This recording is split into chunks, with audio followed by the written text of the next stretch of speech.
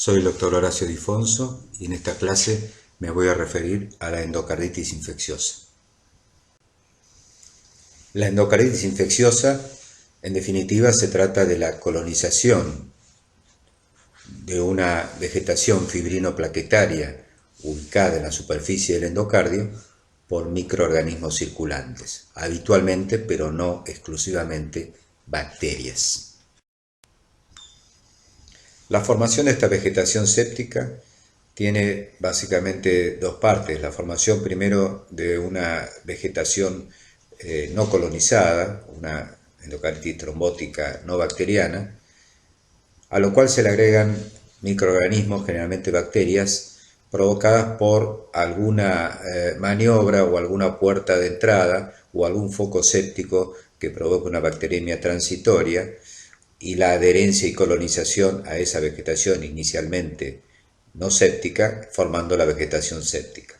Esta vegetación séptica va a dar lugar a dos grandes tipos de manifestaciones: a las manifestaciones cardíacas, que son secundarias al grado de destrucción valvular que esta infección provoque, y a manifestaciones extracardíacas, que a su vez van a tener dos tipos de patogenia: la embolización de parte o de la totalidad de estas vegetaciones que dan lugar a metástasis sépticas en distintos territorios y a la formación de los llamados aneurismas micóticos, que en realidad, pese al nombre, no son habitualmente por elementos micóticos, sino a la colonización por bacterias en la pared de los vasos, en la mayoría de los casos del encéfalo. Y el otro mecanismo patogénico, que la bacteriemia persistente, que la liberación de bacterias desde la vegetación hacia la sangre produce, son mecanismos inmunológicos, básicamente la formación de inmunocomplejos que dan lugar a fenómenos vasculíticos y sobre todo a compromiso renal en forma de distintos grados de glomerulonefritis. Voy a enunciar ahora 4 casos bastante típicos de las distintas formas de presentación de la endocarditis infecciosa. El primero es un varón de 60 años que ingresa por fiebre y sudoración nocturna de un mes de evolución. El paciente refería hiporexia, dolor lumbar y había perdido 3 kilogramos de peso. En el examen físico se advertía un soplo sistólico de regurgitación mitral, petequias conjuntivales, un polo de vaso palpable, y en los hemocultivos desarrollaron 2 de 2 positivos para Streptococcus del grupo viridans. El segundo caso, una mujer de 55 años con antecedentes de reemplazo valvular aórtico hace un mes, ingresó por fiebre y escalofríos de 3 días de evolución. El examen físico estaba febril, taquicárdica e hipotensa.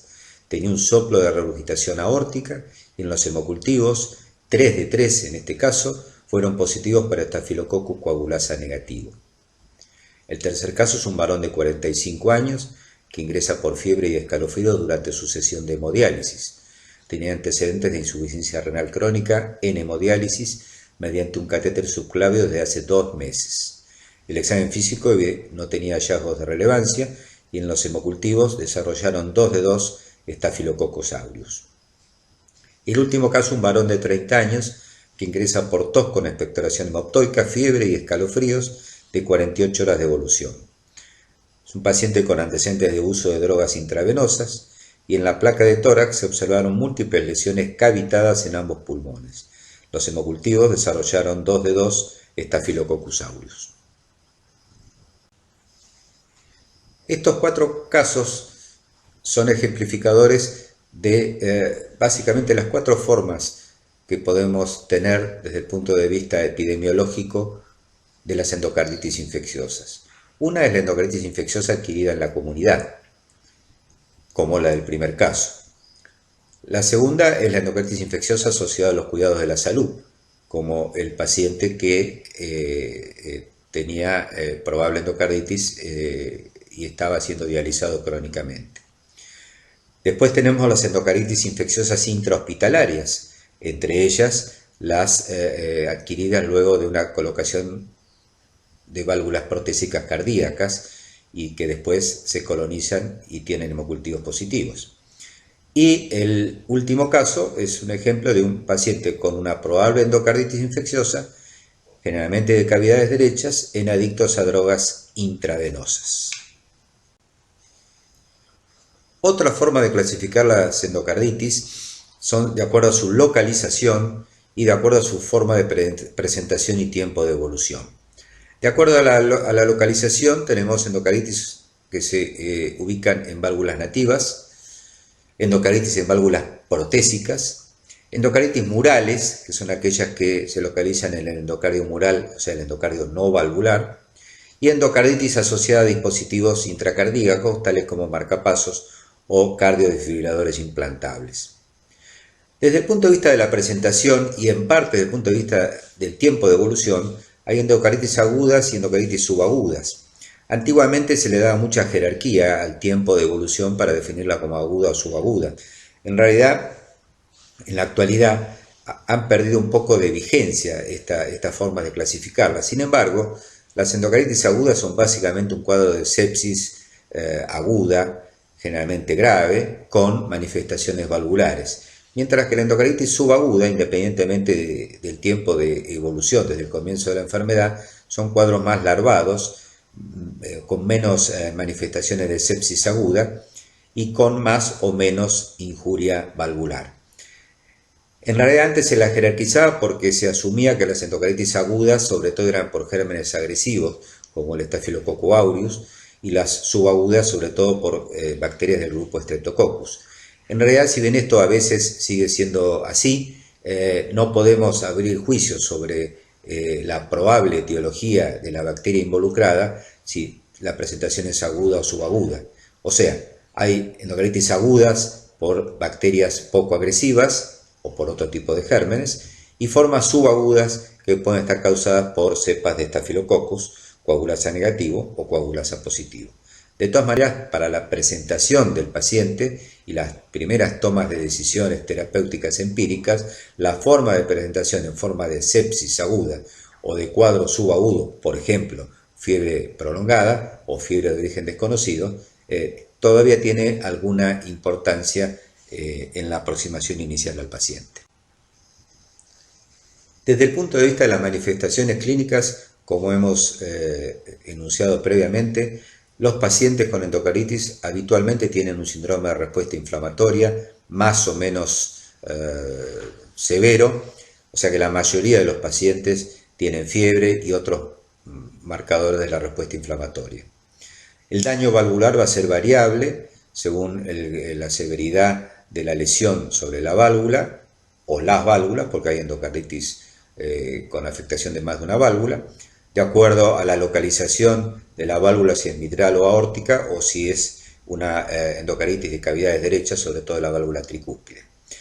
La posibilidad de tener embolias a distintos territorios, generalmente son aquellos territorios con más flujo sanguíneo, como el encéfalo, como las embolias a nivel renal, las embolias a nivel del vaso. Y las ya nombradas manifestaciones inmunológicas, que son secundarias a la formación de inmunocomplejos. Estos se forman por el estímulo continuo que da la bacteriemia persistente o permanente o continua que se observa en la endocarditis infecciosa. Estas manifestaciones inmunológicas se pueden ver a nivel de lesiones de piel, como después veremos, y sobre todo a nivel de depósito de inmunocomplejos en los glomérulos renales y distintas formas de glomerulonefritis. Continuando con las manifestaciones clínicas, vamos a revisar, fíjense, los síntomas y signos al ingreso de una serie de pacientes registrados en el estudio llamado Endocarditis infecciosa en la República Argentina, en su tercera edición, el EIRA-3, que fue publicado en el año 2018. Fíjense que el 88% de los pacientes tenían fiebre, o sea que la enorme mayoría, pero no fueron el 100%. Fíjense que sepsis grave o shock séptico se llevaron aproximadamente el 70% de los casos. Esto probablemente relacionado, ya vamos a ver en bacteriología, con la mayor incidencia en los últimos años de gérmenes muy agresivos y endocarditis infecciosa intrahospitalaria e incluso de válvula protésica, con gérmenes como el Staphylococcus aureus y gram negativos. La insuficiencia cardíaca provocada por disfunción valvular se lleva más de una cuarta parte de los pacientes. Y fíjense que manifestaciones semiológicas que siempre buscamos, ya las vamos a ver, como pistas de endocarditis. Las petequias, por ejemplo, solamente un 15% de los casos. Los nódulos de Osler un 40%. Las lesiones de Janeway en la mitad de los casos y las manchas de Roth en la cuarta parte de los pacientes. Entonces, estas lesiones las veremos en fotos seguidamente. Fenómenos embólicos, la tercera parte de los pacientes. Fíjense que bajo el porcentaje de esplenomegalia, que antiguamente se decía que prácticamente todas las endocarditis cursaban con aumento del tamaño del vaso, 10%, 11%. Y fíjense también que es bastante bajo tener un soplo nuevo, 32%, o el empeoramiento de un soplo conocido, 13%. De poca frecuencia son las alteraciones electrocardiográficas, como alteraciones de la conducción o arritmias.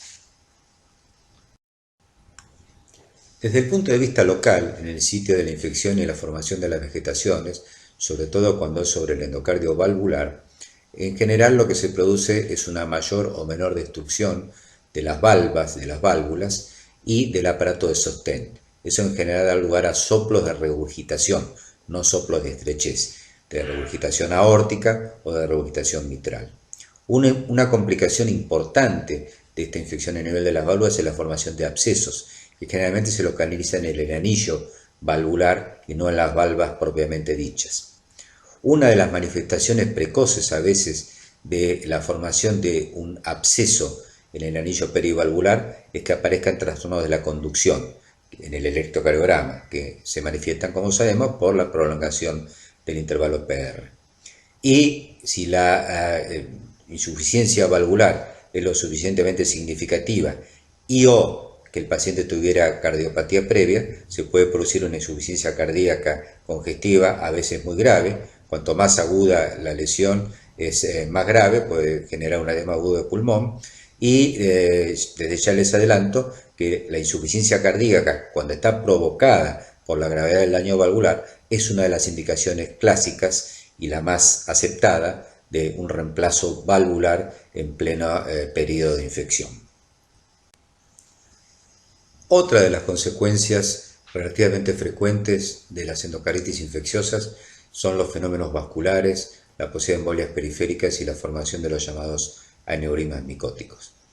Fíjense que acá en estas dos fotografías se muestra arriba una angiografía por tomografía computada, donde se observa una lesión sacular en una arteria. Y esto es un aneurisma, que desde el punto de vista de su imagen puede ser muy parecido, indistinguible, de un aneurisma de arteria cerebral no vinculado a infección.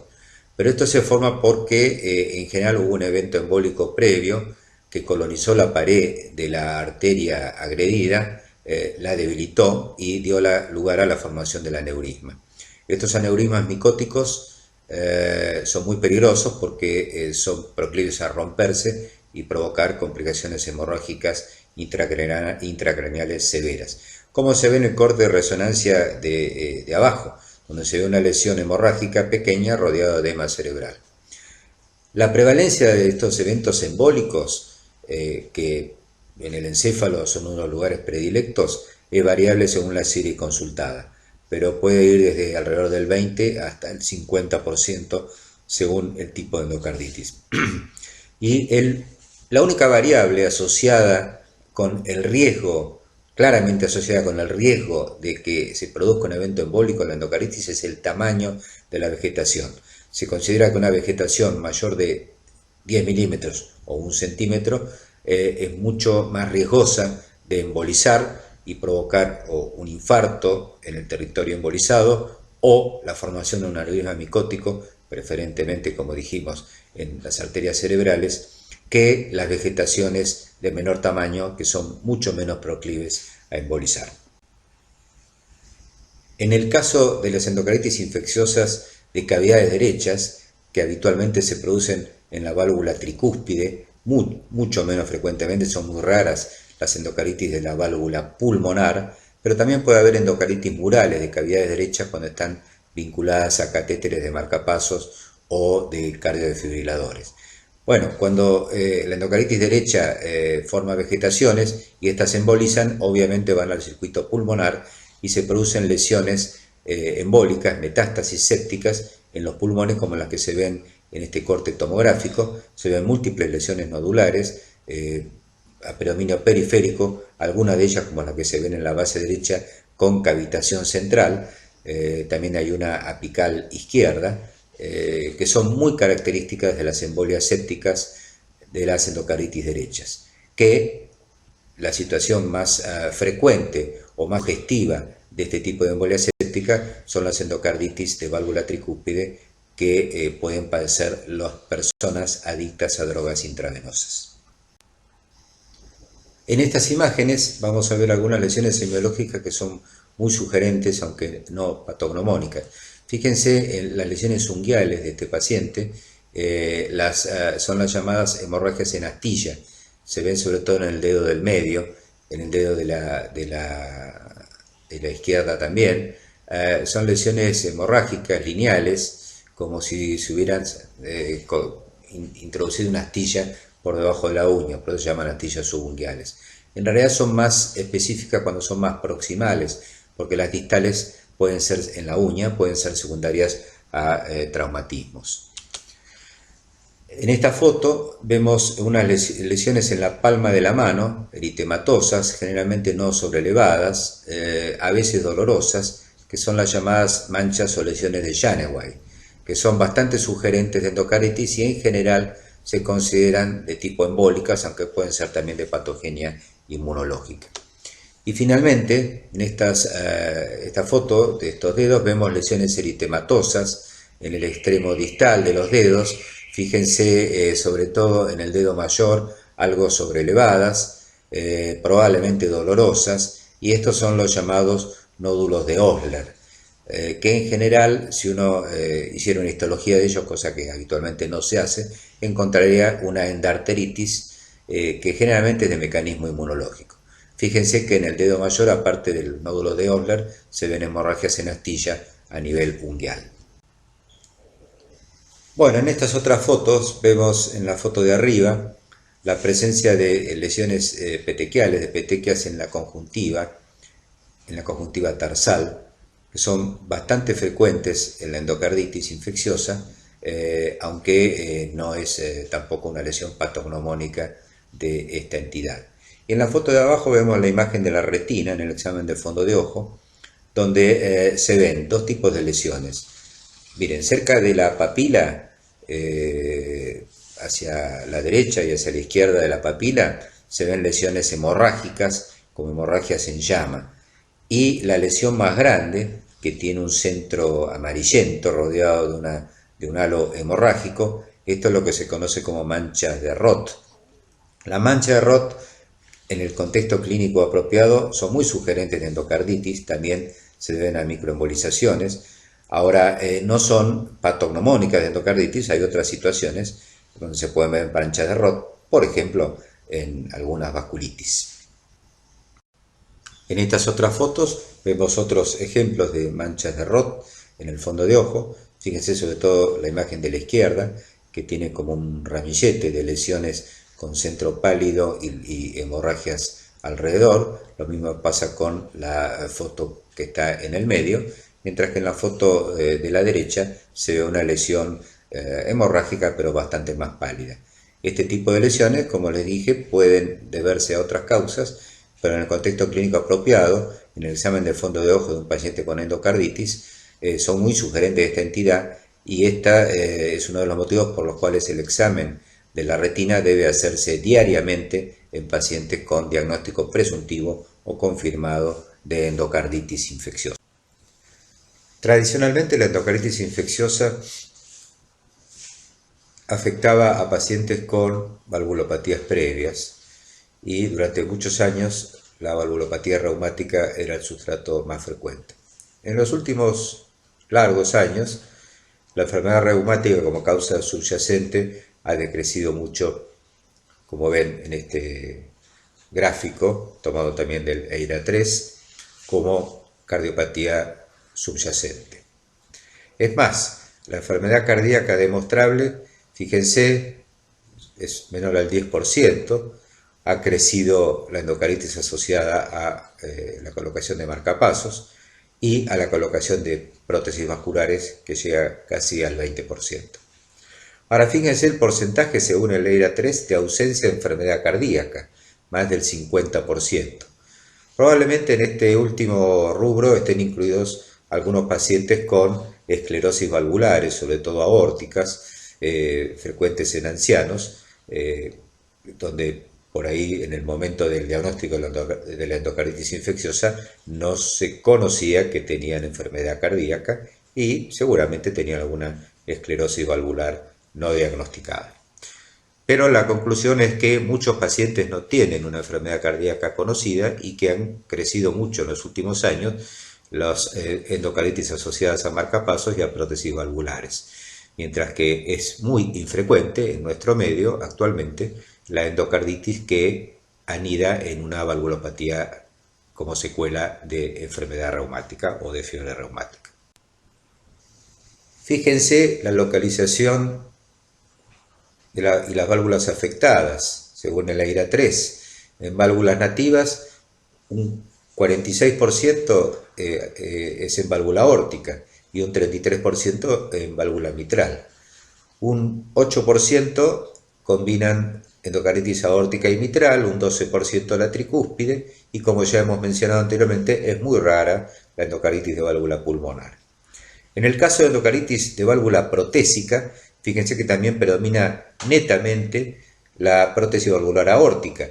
Esto hay que tener en cuenta que en realidad se hacen mucho más reemplazos valvulares aórticos que mitrales en la actualidad.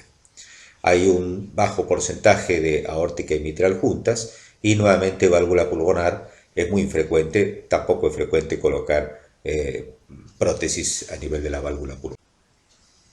En cuanto al diagnóstico microbiológico, fíjense que la tasa de hemocultivos negativos, siempre tomando como referencia el estudio EIRA-3, es algo menor al 9%. Es una tasa bastante baja comparado con otras series. La causa más frecuente de tener hemocultivos negativos es que el paciente haya recibido antibióticos previamente. Y acá tenemos las bacterias más frecuentemente involucradas. Fíjense globalmente con sobre 454 pacientes, 310 sobre válvula nativa y 94 sobre válvula protésica. Como ustedes pueden ver acá, los estafilococos, tanto el estafilococo aureus como los estafilococos coagulasa negativos, son los gérmenes más frecuentes en ambos grupos de pacientes. El Enterococcus, con sus distintas especies, tiene porcentajes no despreciables, lo mismo que los estreptococos, Streptococcus viridans u otras cepas, otras especies de estreptococo que también siguen siendo bastante frecuentes, aunque no tanto como antiguamente. Actualmente están superados por el estafilococo. Bueno, otras bacterias como el grupo ASEC, bacilos gram negativos, que sea polimicrobiana, es poco frecuente. La endocarditis micótica, fíjense que es poco frecuente, pero hay que tenerlo en cuenta porque es muy grave. Y hay una miscelánea de un pequeño grupo de pacientes. Con respecto al grupo ASEC, que lo resaltamos no porque sea tan frecuente, sino porque es bastante difícil de diagnosticar en el laboratorio microbiológico y se lleva un porcentaje, digamos, no despreciable tanto en válvula nativa y un poco más en válvula protésica, como vimos en la diapositiva anterior. El grupo ASEC, de acuerdo a estas siglas, corresponde a especies de Haemophilus, de Agregatibacter, de Cardiobacterium, de Eikenella y de Kingella. Fíjense en este gráfico de barras de una publicación del año 2015 para comparar, esta es una serie en Estados Unidos, para comparar con los datos de la Argentina que hemos mostrado hasta ahora. Fíjense que acá también el Staphylococcus aureus es el germen predominante, seguido en este caso por Streptococcus grupo viridans, en tercer lugar el Enterococcus, el Staphylococcus coagulasa negativo, el grupo ASEC con un 4% y endocarditis fúngica en un 1.6%. Si nos referimos a la endocarditis en válvula protésica, la dividimos en endocarditis precoz, que es con una evolución menor a 2 meses de colocada la prótesis. Allí predominan nuevamente el Staphylococcus, tanto el aureus como el coagulasa negativo. Este tipo de endocaritis es usualmente adquirida en el hospital y es la colonización de suturas y anillo protésico todavía no bien endotelizado. La endocaritis tardía protésica es la que ocurre después del año de la colocación de la prótesis. Allí las bacterias son muy similares en cuanto a su frecuencia relativa a la endocaritis en válvula nativa. Es adquirida en la comunidad y se asienta sobre una prótesis ya endotelizada. Entre las precoces, menos de 2 meses, y las tardías, más de un año, más de 12 meses, hay una imbricación progresiva de gérmenes intrahospitalarios típicos de las precoces con las tardías típicas de las adquiridas en la comunidad. Cada vez son menos los bacilos gram negativos intrahospitalarios, los estafilococos multiresistentes y las micóticas, y cada vez más frecuente los estafilococos de la comunidad y enterococos y estreptococos en las típicas de las tardías. Bueno, el riesgo de tener endocaritis en una válvula protésica es mayor en el primer año, alrededor del 1%, y 2 a 3% a pacientes seguidos a 60 meses. Otro grupo de pacientes de riesgo para tener endocaritis infecciosa son los pacientes adictos a drogas intravenosas. La incidencia en ellos es de alrededor del 1 al 5% por año. Probablemente en los últimos 10 años ha venido en disminución, seguramente por mejores precauciones en la inyección de las drogas que usan estas personas, estos pacientes, no tanto por el temor a infecciones bacterianas, sino por las precauciones con la infección por VIH, o sea, compartir menos jeringas, esterilizar mejor el material. El germen más frecuente en los adictos, 50-60%, es el Staphylococcus aureus, seguido de cepas de Enterococcus, y son menos frecuentes los estreptococos, los bacilos gram negativos y la cándida. En un porcentaje más alto, 10 a 30% en estos pacientes, la endocaritis infecciosa es con cultivo negativo y en un 5% de los casos, que es mayor en otras poblaciones, puede ser polimicrobiana. Típicamente la endocarditis en adictos por vía intravenosa es frecuente en las válvulas de las cavidades derechas, en particular la válvula tricúspide. Vamos a pasar ahora al diagnóstico de la endocaritis infecciosa, que se apoya en un trípode. Por supuesto, las manifestaciones clínicas, que comprenden la anamnesis y el cuidadoso examen físico, los estudios microbiológicos, en particular los hemocultivos, y los estudios ecocardiográficos. Ya hemos hablado de las manifestaciones clínicas y algunos hallazgos del examen físico. Desde el punto de vista de los estudios microbiológicos, son fundamentales los hemocultivos. Y es importantísimo que tratemos de obtenerlos antes del tratamiento antibiótico. Por supuesto que algunos pacientes ya vienen con tratamiento antibiótico o lo han recibido recientemente sin tener diagnóstico, y eso dificulta el diagnóstico microbiológico y es la causa principal, como hemos mencionado, de hemocultivos negativos. Debemos tomar 3 hemocultivos, sembrando para aerobios y anaerobios, preferentemente tomados en sitios separados, cada 30 minutos a 1 hora cada uno, y con un volumen de 10 a 20 mililitros que se colocan en los frascos de hemocultivos. La ecocardiografía, el ecocardiograma, es otro elemento fundamental en el diagnóstico, y lo que buscamos en general es el hallazgo de las vegetaciones, sobre todo sobre las superficies valvulares. Acá vemos una foto de un ecocardiograma bidimensional. El ecocardiograma puede ser efectuado por vía transtorácica o por vía transesofágica. La flecha señala la presencia de un material denso, seguramente móvil, si viéramos la imagen en movimiento, correspondiente a una probable vegetación. Fíjense que hay unas estrellitas alrededor del anillo valvular que están mostrando probablemente en este caso un absceso perivalvular.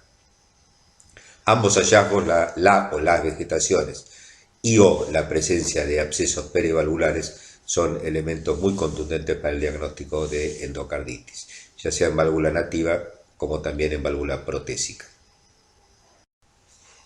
Mencionamos entonces que el ecocardiograma puede ser efectuado por vía transtorácica o por vía transesofágica. Fíjense que la sensibilidad para determinar o para observar vegetaciones del eco transesofágico es casi el doble, 92 versus 47%, este último con el eco transtorácico. Y fíjense, todavía es mayor la diferencia en sensibilidad para detectar abscesos perivalvulares, 87 versus 28% a favor del eco transesofágico. De manera tal que desde el punto de vista de la sensibilidad, el eco transesofágico es muy superior al eco transtorácico, más todavía para la detección de abscesos. Esto es válido sobre todo en cavidades izquierdas.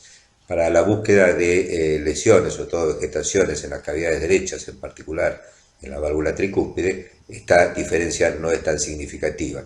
El eco transtorácico para las cavidades derechas tiene similar sensibilidad que el eco transesofágico. Ahora bien, ¿necesitamos siempre hacer el eco por vía transesofágica? No. En realidad, uno puede, ante la sospecha clínica, empezar por un eco transtorácico.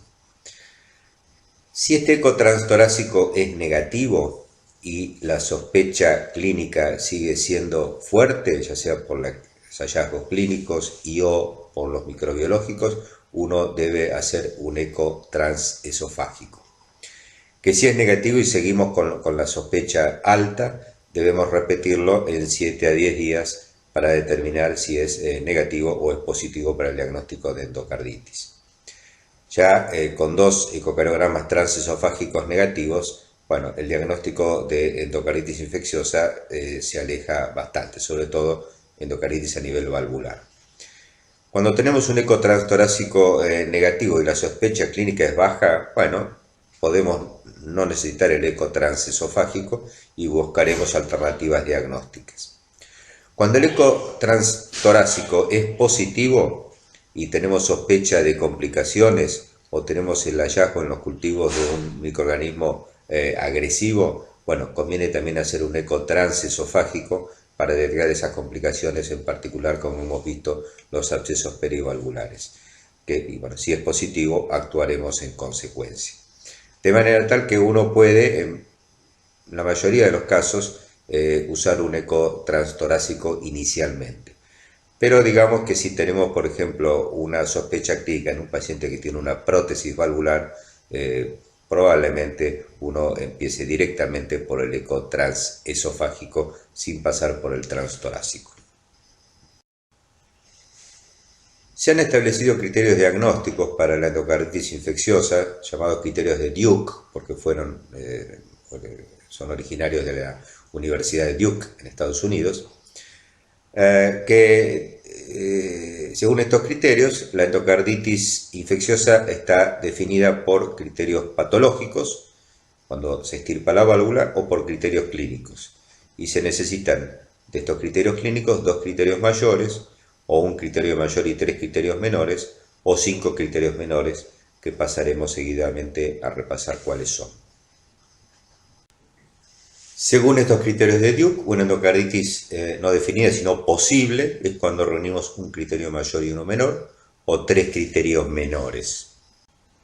Y finalmente, los criterios de Duke son de endocarditis rechazada, cuando se obtiene un diagnóstico alternativo bien definido, cuando hay resolución del síndrome clínico con tratamiento antibiótico muy rápidamente, en pocos días, cuando hay ausencia de pruebas patológicas de endocarditis en la cirugía o en autopsias, después de un tratamiento con antibióticos de menos de 4 días de duración, y cuando hay ausencia de criterios clínicos para considerar a la endocarditis como posible.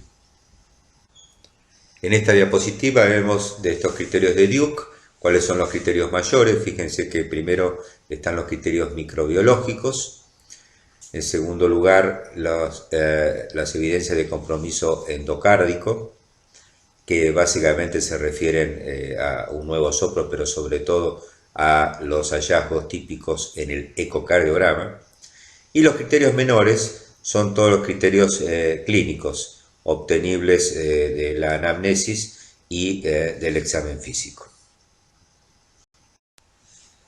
En los últimos años, fíjense resaltado en el renglón final, se han agregado como marcadores de la inflamación o el daño valvular, se ha agregado como método diagnóstico la tomografía por emisión de positrones o PET scan, superpuesto con la tomografía computada, con 18-fluorodeoxiglucosa, que muestre una captación anormal de la fluorodeoxiglucosa en el sitio valvular. Esto es, como dice ahí, es particularmente útil en el contexto de una válvula protésica. Para válvulas nativas no está comprobada realmente su mayor utilidad que las técnicas ecocardiográficas, pero para una prótesis, cuando el ecocardiograma no define la situación, la captación anormal en el PET-TC es una evidencia también mayor para endocarditis infecciosa.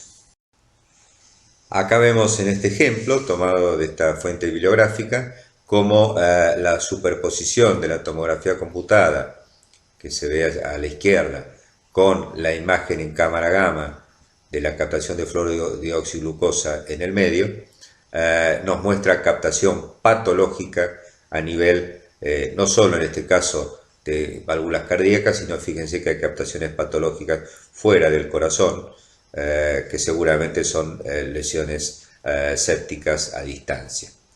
En el ecocardiograma del mismo caso vemos que también, fíjense en la imagen de abajo señalado por la flecha roja, una imagen densa, muy sugerente, que no la podemos ver en movimiento, de vegetación.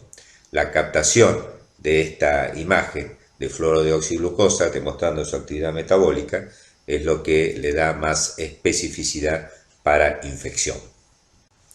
Entonces, si retomamos los criterios de Duke modificados y tenemos las tres posibilidades: endocarditis infecciosa definida, posible o rechazada, sobre válvula protésica, si la sospecha sigue siendo alta aún en los casos posibles o rechazados, el agregado del PET-TC puede transformar a estas endocarditis posibles o rechazadas en endocarditis confirmadas o seguir siendo posibles, y ahí terminar decidiendo la terapéutica, si tratamiento antibiótico o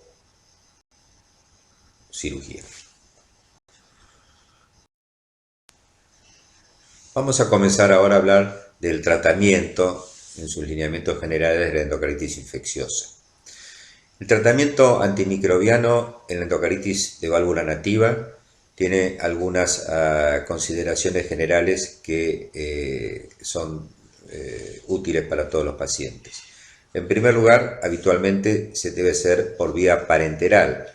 Ya vamos a ver que hay algunas excepciones a esta regla general, con dosis que permitan una concentración bactericida sostenida.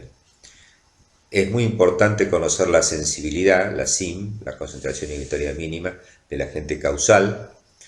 Muchas veces es necesaria la combinación de antimicrobianos para mejorar esa sensibilidad y obtener sinergia. Y habitualmente, después de iniciar el tratamiento, a las 48-72 horas, se recomienda en general tomar hemocultivos de control para comprobar la negativización de la bacteriemia en el caso de las pacientes que tengan buena evolución. Otros elementos importantes habituales es que la duración del tratamiento antimicrobiano habitualmente es prolongada. Esto va a depender de la válvula afectada, si es una válvula nativa o una prótesis, y del germen que estemos tratando, del microorganismo que estemos tratando, pero en general va de 4 a 6 semanas y a veces más. Y la recomendación cuando uno hace el diagnóstico de endocarditis es la consulta precoz con un cirujano cardiovascular para tener rápido la posibilidad de eventual necesidad de tratamiento quirúrgico, sobre todo cuando aparecen o se esperan complicaciones, ya sea por la severidad del daño valvular y o por la agresividad del germen en cuestión. Vamos a comenzar a hablar entonces de los distintos esquemas de antibióticos en las distintas situaciones. Comenzamos con el tratamiento de la endocaritis en válvulas nativas. Y al comienzo, sobre todo en las presentaciones más agudas, el tratamiento debe comenzar siendo empírico, o sea, antes de tener el resultado de los cultivos, cubriendo los gérmenes más frecuentes, como estafilococos, estreptococos y enterococos. Así, el tratamiento empírico recomendado es vancomicina, en las dosis que se muestran allí, combinado con gentamicina, en 2 a 3 dosis, o más modernamente ceftriaxona, cefalosporina de tercera generación, o cefepime, cefalosporina de cuarta generación, que cada vez se está usando más que la gentamicina, que es el tratamiento clásico, para evitar la toxicidad renal de la combinación de vancomicina y gentamicina. Repito que esto es el tratamiento empírico antes de conocer el resultado de los cultivos, cuando es necesario comenzarlo. En los casos de endocaritis de presentación más lenta, con el paciente en buen estado, uno puede esperar el resultado de los cultivos para iniciar el tratamiento dirigido. En el caso del tratamiento empírico de la endocaritis infecciosa sobre válvula protésica, tenemos que considerar si estamos hablando de una endocaritis protésica precoz, de menos de 12 meses de implantada, o tardía, más de 12 meses. En el caso de las precoces, recordamos que la bacteriología es variable y puede tener gérmenes intranosocomiales involucrados. La combinación clásica es el uso de vancomicina con gentamicina y rifampicina. También puede reemplazarse la gentamicina por una cefalosporina de cuarta generación como el cefepime. Hay que considerar el monitoreo de los niveles plasmáticos, sobre todo de vancomicina, y bueno, cuando usamos combinaciones como vancomicina con gentamicina, tener cuidado con la nefrotoxicidad. En el caso de la endocaritis protésica tardía, con más de un año de implante, los tratamientos empíricos son similares a los de la válvula nativa. En el caso de la endocaritis protésica, además de los antimicrobianos, hay que considerar, sobre todo en las precoces, que necesitarán cirugía en la mayoría de los casos. Como digo, sobre todo en las precoces y cuando están involucrados bacterias con perfiles de resistencia elevados. En el caso del tratamiento dirigido, cuando ya tenemos los cultivos, si nos enfrentamos con cepas de streptococos de tipo el grupo viridans o Streptococcus bovis, actualmente llamado Galloliticus, podemos tratarla con dosis elevadas de penicilina o ampicilina durante 4 semanas, o lo que generalmente se utiliza es ceftriaxona en dosis única durante 4 semanas. Antiguamente se asociaba aminoglucósidos a la ceftriaxona, pero actualmente ya no se utiliza esa asociación. En el caso de estos mismos tipos de bacterias, Streptococcus grupo viridans o Streptococcus bovis o Galloliticus, cuando la SIM es más elevada, se puede utilizar penicilina o preferentemente ceftriaxona, acá sí combinada con gentamicina durante las primeras 2 semanas de un tratamiento que en total va a ser de 4 semanas. En el caso que el tratamiento se dirija a cepas de enterococos que son naturalmente resistentes o tienen una cima alta a penicilina y que sean sensibles a aminoglucósidos y a vancomicina, el tratamiento es combinado. Se utiliza un beta-lactámico como ampicilina sulbactam en dosis elevadas durante 6 semanas o vancomicina en las dosis usuales durante 6 semanas también, combinado con gentamicina durante 6 semanas a dosis elevadas. En la actualidad, como esta combinación tanto de ampicilbactam o de vancomicina con gentamicina durante tanto tiempo tiene mucho riesgo de toxicidad, suele reemplazarse la gentamicina nuevamente por ceftriaxona, combinada con ampicilina, ceftriaxona o vancomicina, ceftriaxona. En el caso de que el germen causal sea Staphylococcus aureus, sensibles a meticilina, el tratamiento habitual es cefazolina, en dosis de 2 gramos endovenosos cada 8 horas durante 4 o preferentemente 6 semanas, o en la actualidad daptomicina en dosis de 8 a 10 miligramos por kilo y por día, también intravenoso durante 4 a 6 semanas. Anteriormente se utilizaba en los primeros días sumar a la cefazolina un aminoglucósido como gentamicina, porque algunos trabajos habían mostrado que los hemocultivos se negativizaban más rápidamente. Pero como esta no traía aparejado una mejoría pronóstica de los pacientes, se abandonó el uso de agregar aminoglucósidos en los primeros días y se mantiene la monodroga con cefazolina o eventualmente daptomicina, sobre todo esta última en pacientes alérgicos a la penicilina. El tratamiento de la endocarditis causada por Staphylococcus aureus resistente a la meticilina es complejo. Según las guías de endocarditis de la Sociedad Argentina de Cardiología del 2016, acá se recomiendan dos tipos de tratamiento: la combinación de vancomicina más gentamicina más rifampicina durante el tiempo que acá vemos en la diapositiva, o el uso de daptomicina durante 6 semanas con monodroga. El grado de evidencia de efectividad es el mismo en cualquiera de estos dos esquemas.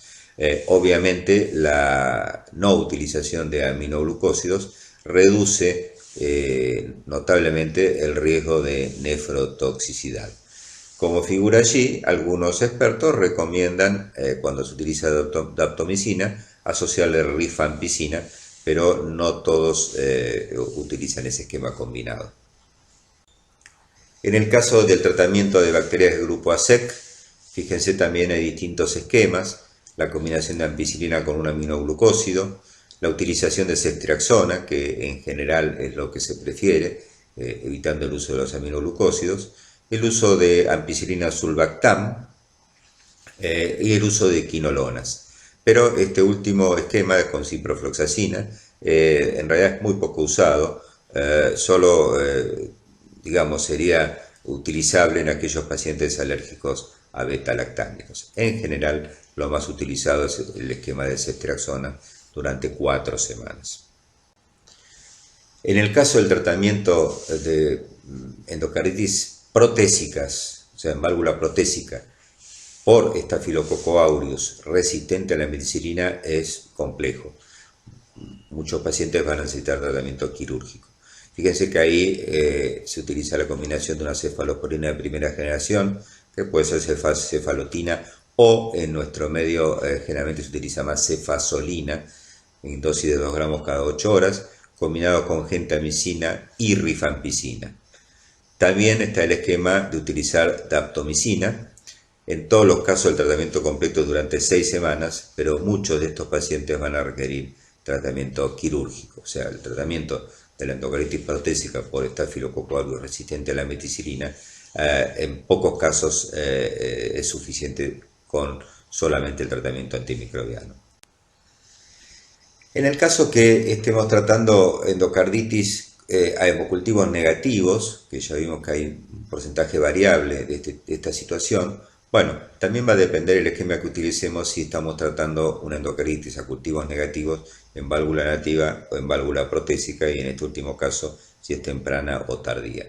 Bueno, y allí ven las distintas combinaciones de antibióticos que podemos utilizar con su grado de evidencia en los pacientes que tienen cultivos negativos. En este cuadro vemos tomado una publicación muy reciente, de marzo de este año. Fíjense, reúne más o menos lo que hemos estado diciendo de los regímenes antibióticos empíricos en válvula nativa, válvula protésica y ante hemocultivos negativos. Fíjense que en general la utilización de vancomicina con cefalosporinas de cuarta generación, cefepime, o la utilización de ceftriaxona y en menor medida de aminoglucósidos como la gentamicina cubren la mayoría de estas situaciones. Como hemos venido mencionando, y uno de los fundamentos clásicos del tratamiento antimicrobiano de la endocarditis es que debe ser por vía endovenosa. Recientemente, el año pasado, hubo algunos trabajos, como el que estoy mostrando acá, de usar el tratamiento por vía oral en parte del tratamiento, o sea, iniciarlo por vía intravenosa y después pasarlo a vía oral, ya sea que estamos tratando cepas de estafilococos o de estreptococos.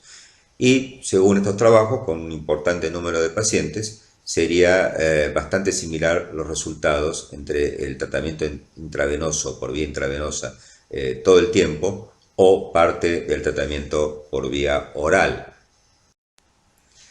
Fíjense en las conclusiones de este trabajo que he mencionado anteriormente, del año pasado, que en pacientes entonces con endocarditis de cavidades izquierdas, de válvulas del lado izquierdo, que estén en condiciones estables, el cambio a tratamiento por vía oral es de resultados similares, o sea, no inferior a continuar por vía endovenosa todo el tratamiento. Este trabajo, publicado en el New England Journal of Medicine, es de origen danés. No lo hemos, no se está todavía empleando mucho, por lo menos no en nuestro medio, pero es una posibilidad a tener en cuenta, ya que mantener durante mucho tiempo el tratamiento endovenoso significa uso de catéteres y complicaciones relacionadas con ello. En un porcentaje importante de los pacientes con endocarditis infecciosa de válvula nativa van a necesitar tratamiento quirúrgico, además del tratamiento antibiótico.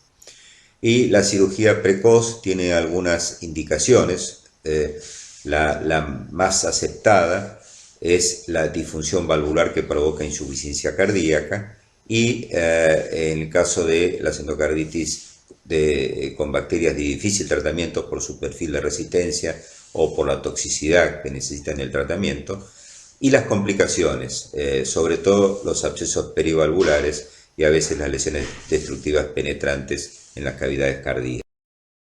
Otras indicaciones quirúrgicas precoces, o sea, precoces se refiere en pleno periodo de infección, es cuando la infección es persistente, alrededor de una semana después de tratamiento adecuado antibiótico, que el paciente siga con manifestaciones clínicas o con hemocultivos positivos. En el caso de la infección que implica material protésico de tipo marcapasos o cardiodefibriladores, también la indicación es la remoción completa de todo el sistema cuando hay una infección documentada del dispositivo, ya sea en el bolsillo del implante o en los catéteres intraventriculares. Otras indicaciones de cirugía precoz en válvula nativa con endocarditis son los pacientes que tienen embolias recurrentes y que tienen vegetaciones persistentes, sobre todo aquellas vegetaciones que crecen de tamaño a pesar del tratamiento antibiótico adecuado. El caso de las vegetaciones móviles grandes, las que tienen más de 1 centímetro, con o sin embolias, es una indicación un poco más discutida de tratar quirúrgicamente a estos pacientes, porque muchos pueden responder al tratamiento antibiótico. Lo cierto es que durante muchos años se trataba de evitar la cirugía en pleno periodo de infección, salvo que fuera absolutamente inevitable. En los últimos años, con el perfeccionamiento de la cirugía cardiovascular y sus resultados, se ve que, como esto es lo que muestra este gráfico tomado de esta publicación del 2015, que los pacientes que tienen indicación quirúrgica y no se operan precozmente tienen una posibilidad de sobrevida muy inferior a aquellos pacientes que son candidatos quirúrgicos y se decide hacer la indicación de la cirugía que implica el reemplazo valvular lo más precozmente posible. A esos pacientes les va mejor que a aquellos pacientes que se les retrasa el tratamiento quirúrgico. En el caso de las infecciones, como hemos mencionado ya anteriormente, relacionadas con dispositivos como marcapasos o cardiodefibriladores implantables, bueno, en general uno tiene que estar seguro que están infectados estos dispositivos, y acá muchas veces esto es evidente, ya sea porque supura el sitio de colocación o los hemocultivos son persistentemente positivos, o el ecocardiograma muestra vegetaciones, pero en casos en que no sea tan contundente el diagnóstico, también acá puede ser de utilidad el uso de la tomografía por emisión de positrones combinada con tomografía computada para corroborar el diagnóstico, porque el tratamiento implica la remoción de todo el sistema, o sea, el generador y los cables, lo cual a veces puede traer también sus propias complicaciones. Para ir finalizando, vamos a hablar de algunas medidas de profilaxis de la endocarditis, o sea, tratar de evitar que se colonice una válvula cardíaca. Y los pacientes o las personas que tienen más riesgo de hacer endocarditis, como hemos mencionado, son aquellos pacientes que tienen válvulas cardíacas protésicas o materiales protésicos de reparación valvular, aunque no sea la válvula completa. Los pacientes que han tenido ya endocarditis infecciosa y que dejó alguna secuela valvular. Los pacientes con cardiopatías congénitas, sobre todo las cardiopatías cianóticas no reparadas, y los pacientes trasplantados cardíacos que tienen o desarrollan una cardiopatía valvular. Estos son grupos de alto riesgo de tener endocarditis infecciosa ante situaciones que puedan provocar una bacteriemia y el aniñamiento de las bacterias sobre sus válvulas. Las indicaciones de profilaxis entonces con antibióticos antiguamente se indicaban o se recomendaban, siempre fueron medidas empíricas en muchas situaciones que podían ser hipotéticamente causa de bacterias transitorias. En la actualidad prácticamente solo se refiere o se recomienda dar profilaxis antibiótica ante procedimientos odontológicos de relevancia, básicamente la manipulación del tejido gingival, la región apical o periapical del diente, o cuando hay perforaciones de la mucosa oral. Hay un aforismo que dice, bueno, si un procedimiento odontológico sangra, es mejor dar profilaxis antibiótica, pero no todos los procedimientos odontológicos requieren, aunque el paciente tenga riesgo, utilizar antibióticos profilácticos. Uno decide indicar profilaxis, ya sea porque estamos ante un procedimiento de riesgo de bacteriemia en un paciente con una cardiopatía de riesgo de endocarditis. Bueno, en general lo que se recomienda es antibióticos 30 a 60 minutos antes del procedimiento. Habitualmente se hace por vía oral con 2 gramos de amoxicilina en única dosis. En aquellos pacientes que no puedan recibir por vía oral, que no son muchos, sería por vía parenteral, y ahí se utiliza 1 gramo de ceftriaxona. Y en alérgicos a beta-lactámicos o alérgicos a penicilina, hay distintas opciones como las que figuran allí para utilizar preventivamente. Pero reitero que las indicaciones de profilaxis son cada vez más restringidas a procedimientos realmente de alto riesgo de bacteriemia, que son básicamente los odontológicos, en pacientes con cardiopatías de riesgo. Los procedimientos gastrointestinales endoscópicos, ya sea altos o bajos, ya no se consideran indicaciones de profilaxis de endocarditis. Bueno, hemos revisado el tema de endocarditis en cuanto a sus manifestaciones clínicas, su diagnóstico y sus estrategias terapéuticas, tanto médicas como quirúrgicas, y por último las indicaciones cada vez más restringidas de profilaxis de esta enfermedad. Muchas gracias.